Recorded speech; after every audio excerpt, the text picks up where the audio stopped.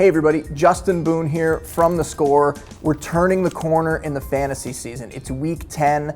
That means this is probably the last week you're gonna be able to make trades in your fantasy leagues.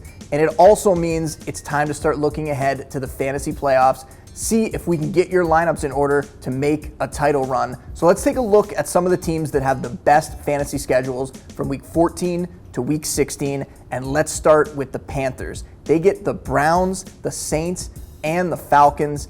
Cam has been playing great in that offense. Norv Turner really has them playing well. I think the schedule is just going to put them over the top. And anyone that's worried about that Browns matchup, they have been playing better defense this year, but every good quarterback they've gone up against, Mahomes, Breeze, Rivers, Roethlisberger, they've all thrown for multiple touchdowns against them. So I'm not worried about Cam at all there. And speaking of Roethlisberger, the Steelers also get an excellent fantasy schedule during the playoffs. They get the Raiders, the Patriots, and the Saints. That's about as good as it gets. And I mean, when you're talking about that offense, they have so many weapons already. Now you're just going to add a great schedule onto that. They have a couple road games in there, so some people might be a little bit worried about Ben's home road splits, but that hasn't been as much of a problem recently. I mean, he just went to Baltimore, threw for 2 touchdowns, had a good game against a tough Ravens defense. Ben is going to be just fine. And the Ravens are also going to be fine. They have a great fantasy schedule during the playoffs there.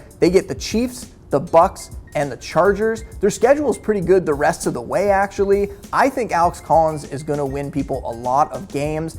I also think in deeper leagues, if you're having trouble at quarterback, you could take a shot on Lamar Jackson just as a stash. Flacco hasn't been playing very well. Maybe the Ravens decide, maybe John Harbaugh figures his job's on the line and they go to Jackson. And with that schedule, with Jackson being a rushing quarterback, he could put up big fantasy numbers. It's a long shot, but something you might want to do in deeper leagues.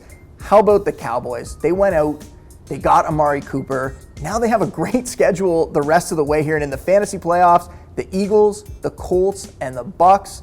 You're obviously going to be playing Ezekiel Elliott. Dak Prescott, though, quietly been a quarterback one over the last month. Now Cooper's there. I think Dak could continue to put up good numbers the rest of the way.